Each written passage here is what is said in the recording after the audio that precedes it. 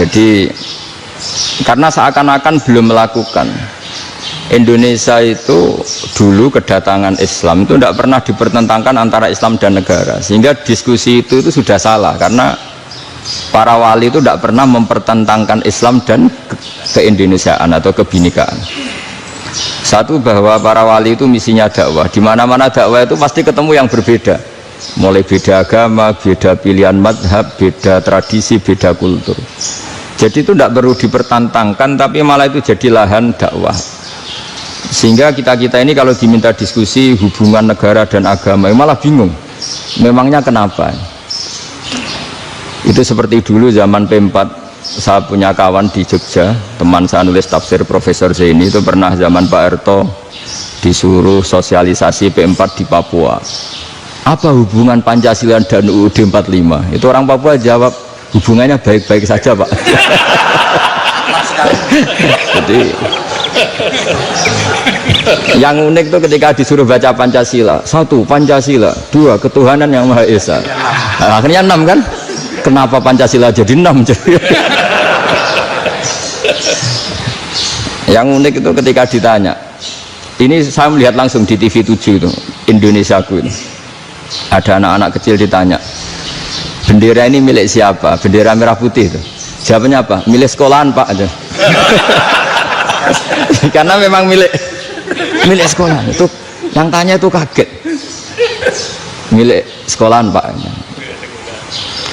Nah, tentang tema ini mohon dibaca ini langsung start ya, langsung serius, karena tadi sudah kayak jurkam tadi, ini yang langsung khas ilmuwan. Ini sebagai penghormatan saya pada Yunisma, ini khas keilmuan.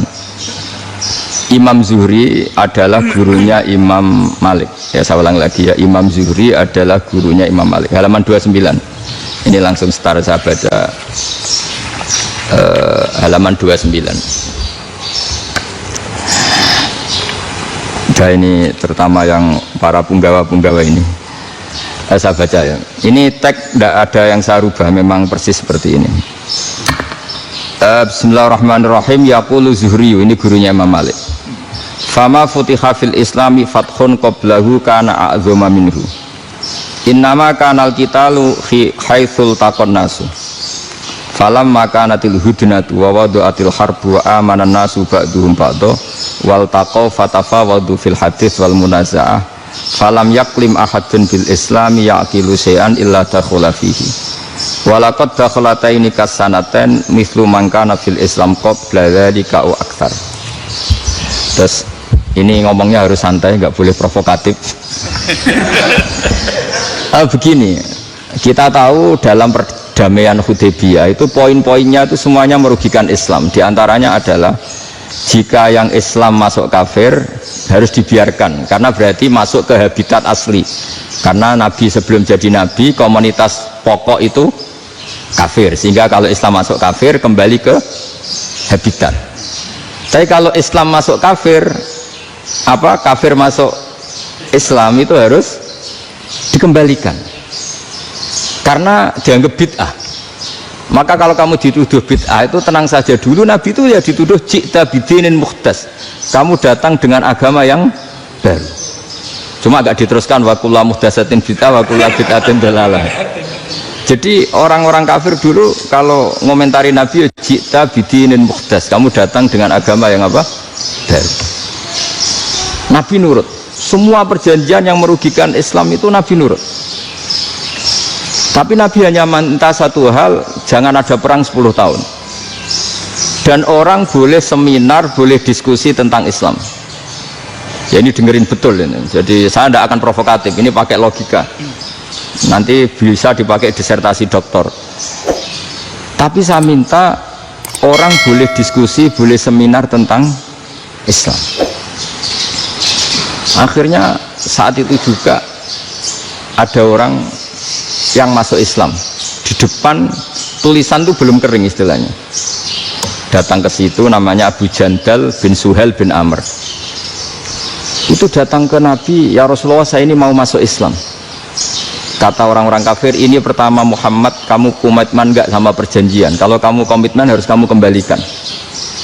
Nabi bilang, ya Aba Jandal kamu kembali ke mereka, ke habitat mereka, yaitu menjadi kafir, di komunitas kafir maksudnya. Akhirnya nangis.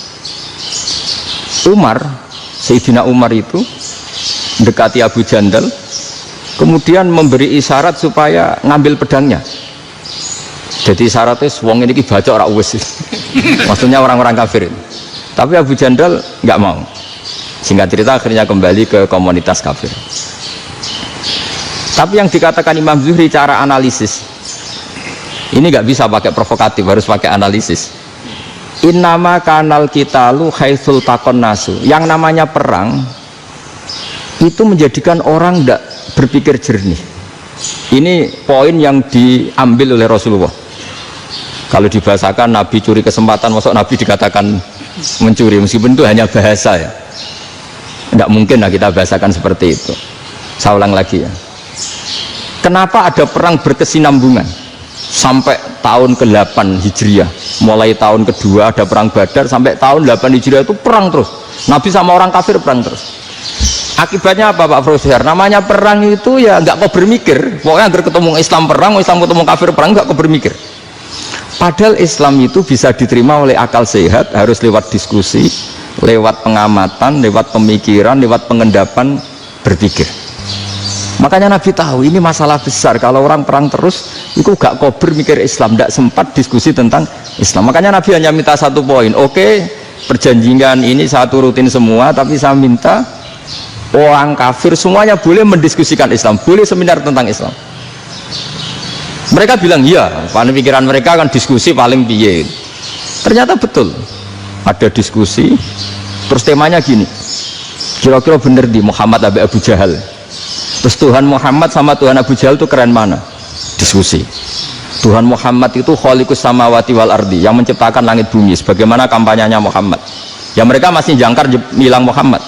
Kalau Tuhan kita, ya berhala itu yang kita bikin, yang kadang rusak, yang kadang kudanan, terus lumutan, pokoknya terus diskusi. Kita kok bener pengirannya Muhammad. Terus Muhammad Abu Jahal, mulai dhisik Muhammad itu ratau bodoh nih. Mulai dulu Muhammad tuh gak pernah bohong. Abu Jahal, waduh, wis bodoh nih ngongkonan. Wis ribet kan? Dan semua diskusi itu mengarah ke kebenaran Islam. Akhirnya ngomong kafir sing tokoh-tokohnya coro Jawa yuk, wah semane jebule masalah ini kan. Artinya gini, kalau kita ingin Indonesia damai, sebenarnya yang untung itu Islam. Karena Tuhan yang menciptakan langit dan bumi tentu gak akan diperbandingkan atau akan dikalahkan oleh Tuhan yang lahirnya saja sudah di bumi. Misalnya kita menjual Tuhan Allah, siapa itu yang menciptakan langit bumi, yang ada sebelum langit bumi, bandingkan dengan Tuhan yang lahirnya di bumi, ada tanggal lahirnya, ada aktenya, itu kan sudah ribet kan. Begitu juga kalau memperbandingkan tokoh, Muhammad itu siapa? Tokoh yang bisa menyatukan pan Arabik, tokoh yang begini-begini, yang sayang istri, sayang keluarga, dibandingkan dengan tokoh Abu Jahal Abu Lahab yang corong jauh penggaweannya yang ngerugikan orang lain. Akhirnya orang itu mulai tertarik sama Islam. Makanya kata Az-Zuhri pakai bahasa dulu, falam yaklim ahadun bil Islam. Tapi kalau sekarang yang populer itu bahasa yatakallam. Sebenarnya yang benar itu bahasa kalimah yaklimu kalaman, karena masdarnya itu kalam, berarti sulasi nopo mujarrad. Tapi di fiilnya itu mujarradnya enggak kelaku. Jadi di fiilnya takallama yatakallamu, tapi untuk masdarnya yang kelaku kalaman. Jadi ini agak unik, agak enggak lazim. Mestinya kan takallama yatakallamu takalluman, tapi di masdarnya kalam populer, tapi di fiilnya tidak populer. Saya teruskan ya, ini penting sekali. Jadi menjual Islam, kalau boleh dibahasakan menjual, itu tetap enak dalam kondisi damai. Karena kalau kita perang, itu bawaannya kalau ketemu ya perang, kalau ketemu perang, sehingga orang itu rakober diskusi dulu, saat benernya Islam sampai kafir itu bener di. Karena tidak kober diskusi, tidak sempat diskusi, orang yang milih yang kafir.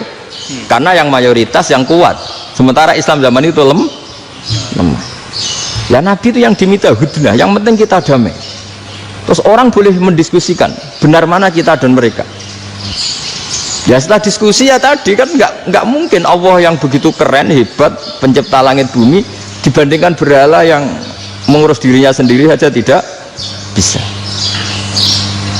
Walhasil terus Orang mulai tertarik sama Islam dan aturannya nggak boleh dilarang diskusi itu. Nah makanya saya pernah ditanya beberapa profesor di Jogja, Gus, suatu saat kalau kampus paling keren di Jogja ini ada Islamic Studies, kemudian pengajarnya dari berbagai agama, ini riskan nggak bagi Islam? Saya jawab, asal yang didiskusikan Islam itu nggak masalah, yang repot itu nak umat Islam. Karena kalau umat Islam yang jadi percontohan, banyak raja yang dolim, banyak pemimpin muslim yang dolim, terus identik dengan Islam itu jadi dolim, kan ribet ya. Kalau pas umat Islam, kalau Islam yang kumat kan jadi masalah kan. Nah ini kan terus jadi beda umat Islam sama Islam yang lagi apa? Kumat. Sehingga cerita terus Islam mendapat posisi yang luar biasa. Nah makanya di sini diistilahkan falam makanatil hudnah, ketika ada perdamaian wa amanan nasu ba'dum ba'do, orang merasa aman, itu fatafawadu fil hadis wal munazaah, mereka berdebat. Munazaah itu berdebat, keren mana konsep Muhammad dengan konsep Abu Jahal, keren mana konsep Tuhannya Muhammad dengan Tuhan kita, terus diskusi. Dan mereka akhirnya ikrar, wah yang benar ya Muhammad lah, di mana-mana Tuhan tuh ya sebelum langit dan bumi, di mana-mana Tuhan ya punya reputasi menciptakan, masa Tuhan reputasinya diciptakan kayak berhala dan sebagainya. Ibadah juga gitu, ibadah wong kafir itu kalau tawaf itu telanjang, ibadah Muhammad santun pakai pakaian, terus akhirnya mereka mulai tertarik Islam. Sehingga saya lihat di beberapa tafsir, saya memang tidak akan ngomong yang tidak serius, ngergani Unisba ben sawangane pemikir serius. Di Quran itu sampai lihat di tafsir Tobari itu ada ayat bal naqzifu bil haqqi alal batil fayadmaghuhu fa idza huwa zahid. Qadzafa itu kalau di kamus tak lihat itu takallama bila dalilin. Qadzafa itu yes pokoknya sekenanya. Artinya gini, kebenaran Islam atau kebenaran hak itu kamu taruh sekenanya saja itu tetap menang. Apalagi kamu taruh secara teratur, kamu taruh sekenanya saja itu tetap menang. Sehingga di sini banyak sahabat yang hidup di Cina. Sekarang juga banyak orang alim yang milih hidup di Amerika, banyak orang alim yang milih hidup di Inggris. Dan mereka pede, percaya diri, karena kebenaran itu kamu letakkan di mana saja, itu tetap akan menang, akan menemukan momentum kemenangannya. Misalnya gini, contoh paling gampang. Dulu para peneliti, saya ulang lagi, dulu para peneliti itu ya datang kemana-mana, termasuk Ibnu Battuta, termasuk Ibnu Khaldun, ya semua peneliti itu suka neliti. Setelah diteliti, Quran itu satu-satunya kitab suci yang membicarakan sains, misalnya tentang falak, tentang astronomi, tentang asal-usul kejadian manusia, kejadian makhluk, juga bicara tentang geografi, geologis, semuanya.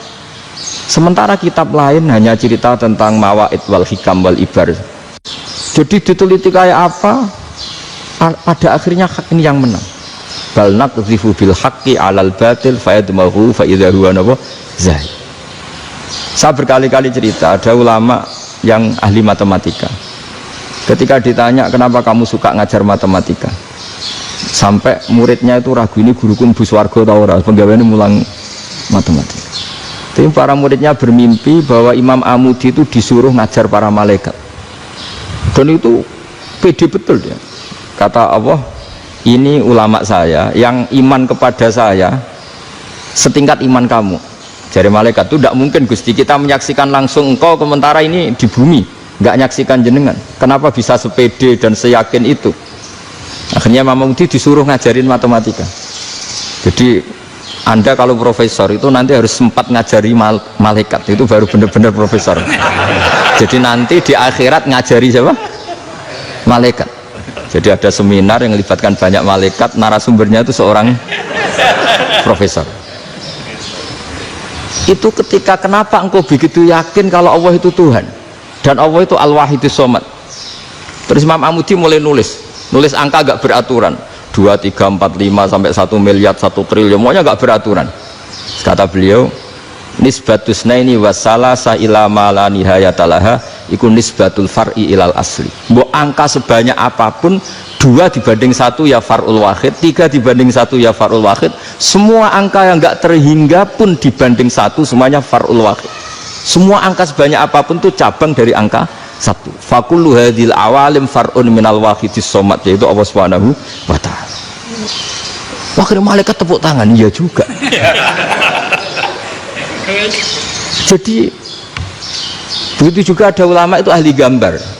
Saya dulu ngaji sama Mbah Mun Al-Husunul Hamidiyah, itu kitabnya itu banyak gambarnya. Dan gale gambar yang ngawur betul, mangga ahli gambar. Saya Apple, terus sempurna lele. Semua gambar bangunan, gambar sapi, pokoknya gambar. Ternyata dia menemukan Tuhan itu dari gambar. Gambar serapi ini atau seruwet ini sama. Gambar rapi sama ruwet itu sama kalau dalam pandangan tauhid. Dimulai minan nuqtah al-wahidah. Kowe cek gambar sing rapi, sing indah, cek gambarmu elek, dimulai dari satu titik. Dan titik ini nuqtatil wujud, yaitu Allah Subhanahu wa ta'ala. Jadi nak cara ahli tauhid gak penting gambarnya api, menang lomba atau ora penting. Butuhe hadis surah ini gambar baik yang rapi maupun ndak adalah min nuqtah dari satu titik. Ya, alam raya sebanyak ini mbok gambar mbok ora, cek mulai Mars sampai Jupiter kabeh semua bentuknya yang banyak ini semuanya min nuqtatil wujud, yaitu dari titik wujud. Ini kok Allah Subhanahu wa ta'ala. Di sini hebatnya ulama-ulama, mbok dia pengajar matematika, mbok pengajar gambar, semuanya dipakai perangkat untuk tauhid. Nah, itu kan juga bagian dari Islam damai, Islam yang sangat tidak perlu perang untuk orang dipaksa Islam, nggak perlu provokatif kayak tadi pidatonya rektor jenengan tadi. Jadi ciri utama ilmuwan tuh kalau ngomong datar tapi logikanya nggak terbantahkan, itu ciri khas ilmuwan. Kalau ciri khas politikus kalau ngomong itu keras, provokatif lah kira-kira gitu. Tapi isinya biasa. Nah, saya berharap nanti semua profesor doktor itu datar tapi isinya kualitasnya bagus ya. Mantap. Jadi makanya terus kata ulama, kenapa diistilahkan balnat zifu bil haqqi? Kenapa pakai qadzafa sementara qadzafa maknanya takallama bila dalil? Maksudnya bila dalil di sini itu min ghairi ikhtiyajin ila dalilin. Kebenaran itu memang nggak butuh dalil. Apa kita perlu dalilnya apa? Buktinya apa? Kalau tiga itu cabang dari satu. Wong gendeng yang takut gitu pasti orang gendeng. Wong tiga cabang dari satu kok ditanyakan buktinya apa? Itu min awalil bidah. Pertama orang pasti tahu kalau tiga itu far'ul wahid. 1 juta juga far'ul wahid. 1 miliar juga far'ul. Gambar yang sebanyak apapun ya dimulai dari satu titik, cek gambar bener maupun yang tidak. Akhirnya apa? Ulama dulu itu sebegitu rileks nerangkan tauhid. Lalu kenapa asma ini yang ya ini kan khas NU ya, khas pesantren. Sebenarnya saya keberatan pakai istilah khas NU, pakai khas pesantren karena NU itu anaknya pesantren, jangan dibalik pesantren anaknya NU, karena sebelum ada NU itu ada pesantren. Tapi kayaknya Unisma lebih suka pakai bahasa NU dan saya ya agak orderan yang terpaksa disuruh ngomong. Ini agak apa ya, agak kacau sebetulnya ini, agak kacau. Jadi NU itu sama pesantren itu tua pesantren. Jadi NU dilahirkan pesantren, bukan dibalik pesantren dilahirkan NU. Sehingga barokahnya didirikan pesantren ini, kadang nyuwun sewu sekali Mbah Hasyim itu kadang ide besar beliau itu ora dituruti wong NU. Jadi Mbah Hasyim cara kula kok dadi Mbah Hasyim ya mangkel. Mbah Hasyim itu ngarangno kentong. Nggih ngaramno beduk, tapi NU nganggo kentong. Beduk. Dan uniknya Mbah Hasyim enggak tersinggung. Karena ciri khas pesantren itu membolehkan perbedaan apa? Pendapat. Itu masyhur khilafnya Mbah Hasyim sama Mbah Fakih Mas Kumambang itu sampai dikitabkan, saling ngeritik, saling macam-macam lah. Jadi cara berpikir Mbah Hasyim ketika Nabi rembukan, ini gimana ya cara menentukan waktu sholat ya? Ya pakai kentong ya Rasulullah, zakalin nasoro itu untuk orang Nasrani. Ya pakai buk itu trompet, zakalil Yahud itu untuk orang Yahudi. Terus ada yang lagi pakai api ya Rasulullah, zakalil Majusi itu orang Majusi. Setelah itu ada orang datang lari-lari cerita mimpi azan tadi. Ya itu terus dipakai sarana pemanggilan sholat ya azan itu. Sehingga Mbah Hasyim menolak kentong. Karena mantas sababi qaumin fahuwa minhum. Beliau keras sekali sampai bilang haram. Beliau judulnya ya haram. Al-Jasus Antakrimin Nakus. Setelah naskah itu sampai ke Mbah Fakih Mas Kumambang di Gresik situ, di daerah Dukun situ. Dulu nggak ada WA ya, jadi sampainya ya lama. Makanya saya sampai sekarang nggak punya WA, karena ya saya ulama kan, kalau WA-an terus ya jadi ulama. Nggak jadi ulama, main WA-an terus itu. Nah itu termasuk rektor nggak kober mikir itu mesti kebanyakan WA. Karena kan otaknya didikte oleh sesuatu yang masuk. Sesuatu yang dilihat itu kan pasti mendikte kita. Beda kalau yang enggak WA-an kan mikir apa kita yang menentukan. Kalau WA-an kan kita ditentukan. Mau mikir anaknya butuh apa, gara-gara WA informasi Jakarta mikir Jakarta. Padahal secara kewajiban ngapain kamu orang Malang mikir Jakarta. Gara-gara WA mikir Jakarta belum selesai ada berita di Sulawesi, mikir Sulawesi. Habis itu mikir NTT. Makanya semua orang sekarang merasa tokoh nasional gara-gara informasi yang masuk itu nasional. Jadi masih RT yang mikir gimana Gus Indonesia. Ada RT loh. Sampai lupa kalau dia itu RT. Jadi semua orang sekarang merasa tokoh nasional. Dan itu gara-gara apa coba? Akhirnya semua orang juga punya ide tentang nasional. Harusnya negara itu gini-gini. Jebule wonge sing duwe ikon itu sapa? RT. Ribet kan? Saya teruskan, setelah naskah itu sampai ke Kiai Fakih Mas Kumambang, beliau itu marah besar. Ini harus dilawan, dan saya bukan karena benci Mbah Hasyim. Beliau teman saya ketika ngaji Kiai Mahfud di Mekah.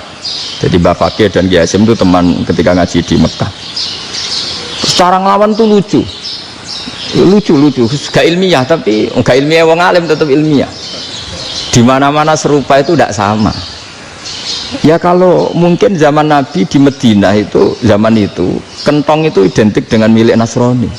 Di Indonesia beda.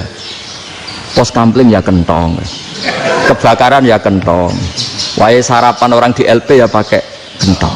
Jadi tidak ada jaminan kalau kentongan itu identik dengan Nasrani. Lalu haramnya di mana? Yang di mana-mana tasabuh itu identik. Ini tidak identik. Mulai masalah kan? Mulai masalah. Jadi beliau gaya judul Hazruus. Hazruus itu kepala bergeleng-geleng. Sekarangan kok ngene. Jadi sekarangan kok provokatif gitu gitu. Nah, dan itu Mbah Hasyim ya hormat Mbah Fakih hormat Mbah Hasyim. Saya sendiri secara pribadi itu lebih suka pendapat Mbah Hasyim sebetulnya. Karena bagi saya sholat itu sakral, ya sudahlah kalau sakral ya dipanggil dengan sesuatu yang sakral yaitu kalimat thayyibah adzan. Tapi saya tidak akan bilang kalau kentongan itu haram. Karena kalau haram alasannya mirip orang Nasrani. Sementara pos kampling ya pakai kentong, ada banjir ya kentong, ada kebakaran ya kentong. Jadi tidak identik untuk misa atau untuk sholat ala Nasrani. Tapi itu dulu ya rileks saja, dua beliau itu ya saling menghormati padahal saling kritik. Dan dulu ulama yang beda madhab itu ya saling menghormati. Imam Syafi'i itu kalau sholat di kawasan Masjid Abi Hanifah ya tidak kunut. Ketika ditanya kenapa kamu tidak kunut sementara engkau berpendapat kunut itu sunat, ikroman di hadal madhab, saya sangat menghormati madhab. Imam Ahmad bin Hanbal itu berpendapat kalau orang pakai bekam, pakai iftisot atau hijamah itu batal sholatnya. Sementara Imam Syafi'i mengatakan tidak batal apa sholatnya atau wudunya tidak batal. Tapi Imam Ahmad itu ditanya, apa kamu makmum Syafi'i? Bagaimana mungkin saya tidak makmum sama wali kutub seperti Imam Syafi'i? Padahal menurut keyakinan Imam Ahmad ini sholatnya batal. Ini habis ikhtijam udah wudu. Tapi tetap saja beliau karena perbedaan pendapat di furu' itu lazim. Ya orang boleh berdebat lah. Ketika Unisma datangkan saya, itu saking senengnya kiai, saking sombongnya sampai ngatur kiai, kan nggak pernah bisa diperdebatkan. Itu kan orang boleh debat kan? Itu saking angkuhnya apa saking senengnya kan nggak jelas kan? Kan dan orang boleh setuju pendapat saya, yaitu ngatur kiai itu haram. Setuju juga Pak Rektor, ekspresi mahabbah itu ya macam-macam. Dulu sahabat ya gitu, sahabat itu ada yang nggak kenal wajahnya Nabi sama sekali sampai akhir hayatnya. Ketika ditanya, lo kamu itu sahabat kok nggak tahu wajahnya Nabi? Saya tidak pernah berani memandang Nabi karena ijlalan lahu, terlalu menghormati saya sehingga tidak berani memandang wajahnya. Ada sahabat yang penggawaannya dulu wajah Nabi sampai bisa nyifati. Alfiu faminunil hajub, sampai bisa nyifati detail karena delok wajah Nabi itu ibadah. Ada seorang wali ditanya, kalau kamu di surga ingin nggak melihat Allah? Enggak. Loh, tapi semua orang ingin melihat Allah. Unazzihu dzalikal jamal an-nadhari misli, ben gak elek-elek Allah tak delok terima aku. Wong ra jelas. Berarti kok delok pengiran. Banyak. Jadi justru tapi karena saking takzimnya. Ndaklah mosok sak aku kok. Makanya saya berkali-kali cerita, menurut kesepakatan ulama soft awal itu paling baik. Tapi banyak juga wali yang kalau sholat itu di belakang. Koyok paling bener yang gue ngarep gitu. Bayangkan misalnya kamu semangat di soft awal di Masjid Haram, jebule sholatnya salah. Itu dari malaikat gayane gue ngarep, jebule ra roh. Iku di sini-sini wong. Jebule bodoh gitu. Gayane gue ngarep jebule. Coba orang kalau sowan Mbah Mun yang berani di depan itu kan ya ketuanya atau jubirnya kan. Yang merasa ndak pati pinter-pinter kan mesti di pojokan. Artinya sudut pandang seperti itu ya sah saja, apa? Sah saja. Makanya banyak sahabat yang jarang sowan Nabi, alasannya takut ganggu Nabi. Banyak yang sering sowan Nabi, alasannya seneng Nabi. Yang sowan ya seneng Nabi, yang enggak sowan alasannya seneng. Loh, Nabi itu tokoh, punya keluarga, punya anak. Kalau saya sering sowan berarti sering ganggu. Yang sering sowan dia alasan ini khazanah kita harus istifadah. Jadi zaman dulu dia biasa, dua sahabat yang satu milih mahabbah itu milih sering sowan, yang satu juga mahabbah milih tidak sering. Karena pertanyaannya bisa dibalik kan, sering sowan apa sering ganggu coba. Nabi Abedar, assalamualaikum. Nabi nimang cucunya, assalamualaikum. Ayo bener yang sowan apa bener yang enggak kalau seperti itu. Akhirnya terus diatur sedemikian rupa oleh Quran. Walau annahum sabaru hatta takhruja ilaihim lakana khairal lahum. Jadi sahabat kalau mau sowan Nabi ya nunggu di sufah. Kalau Nabi keluar berarti milik publik. Sekali masuk ke dalam tidak ada berapa yang berani sowan. La tadkhulu buyutan Nabi illa ayyudzana lakum. Kalau soal sampai masuk dalam harus nunggu dipanggil. Karena sekali Nabi masuk dalam itu milik privat keluarga, milik istrinya, milik cucunya, milik keluarganya. Jadi Nabi sekali keluar ke ruang itu berarti milik publik. Itu terus jalan tengah. Karena kalau langsung masuk, bayangkan saya itu sering menyaksikan Mbah Mun habis ngaji 2,5 jam ngaji Jalalain, baru masuk assalamualaikum, padahal yai mungkin mau ke kamar mandi, mau ini itu.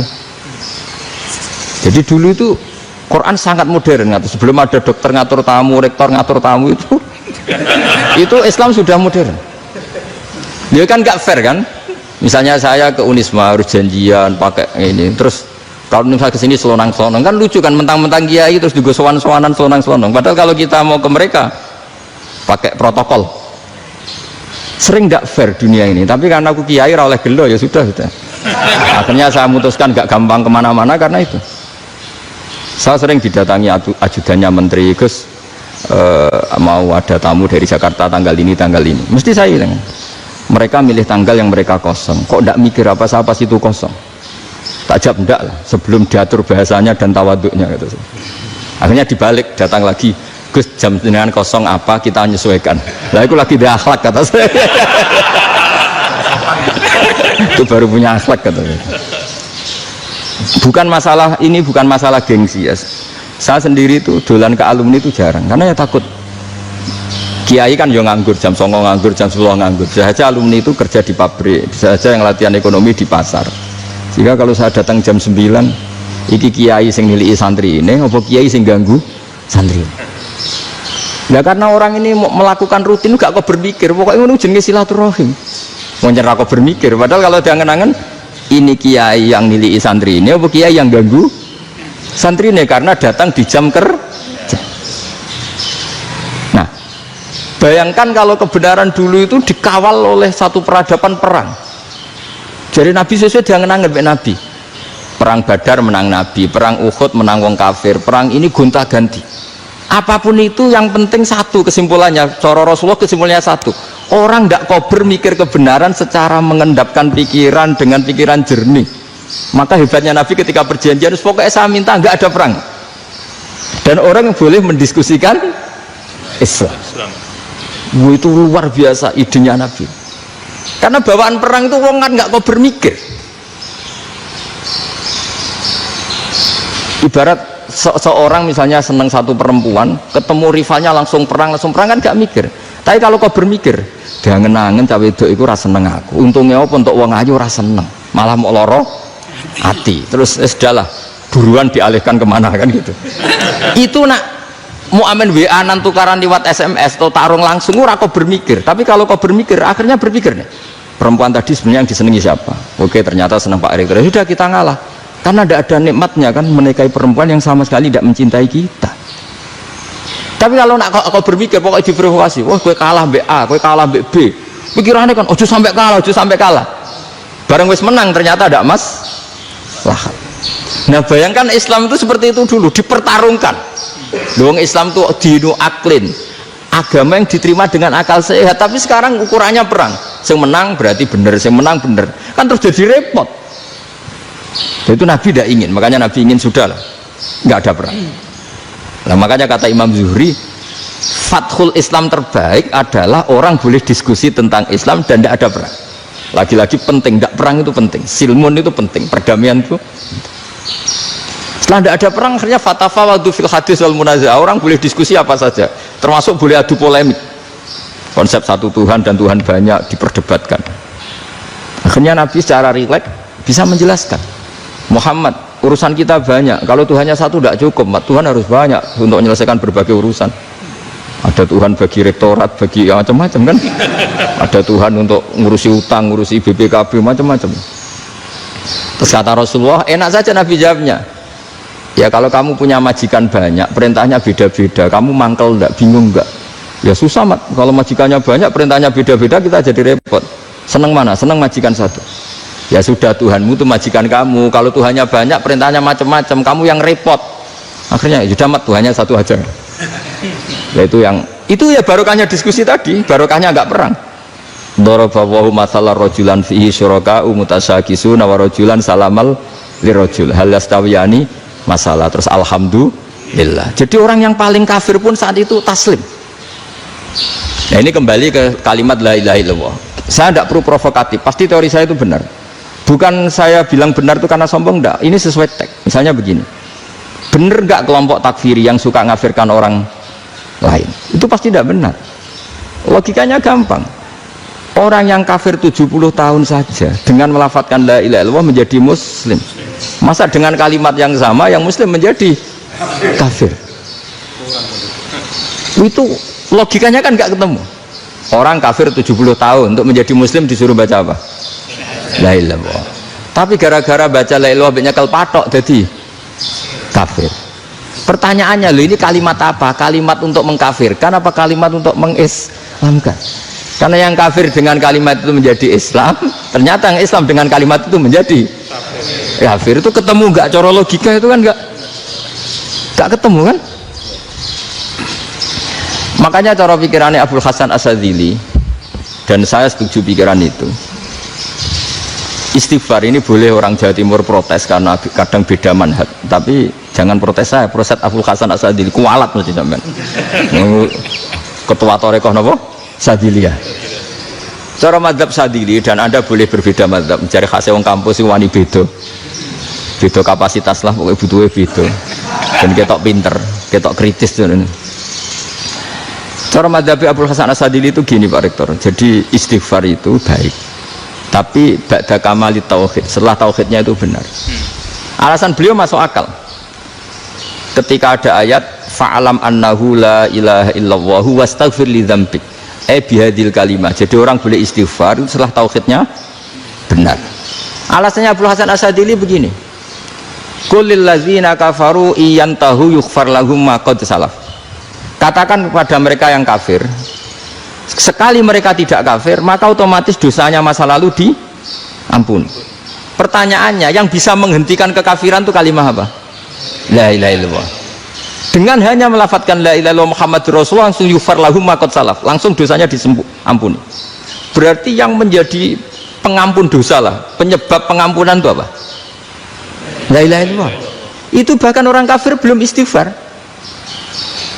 Di ayat itu kan Allah gak mensyaratkan setelah la ilaha illallah istighfar baru diampuni, enggak, asal la ilaha illallah langsung yughfar lahum ma qad salaf. Saya ulang lagi ya, jelas ya. Jadi kulil ladzina kafaru iyantahu yufar lahum maqad. Nah sekarang iyantahu, mereka berhenti dari kafirnya. Syaratnya pakai apa? La ilaha illallah Muhammadur, itu langsung yufar lahum maqad. Artinya apa? Ghufranullah itu bisa didapat hanya dengan mujarrodut tauhid, yaitu hanya dengan melafadzkan kalimah thayyibah. Dan sahnya istighfar juga berdasar kalimah thayyibah itu. Misalnya gini, orang kafir sebelum Islam melafadzkan astaghfirullah, astaghfirullah, astaghfirullah, kira-kira diterima enggak? Enggak kan? Karena syaratnya istighfar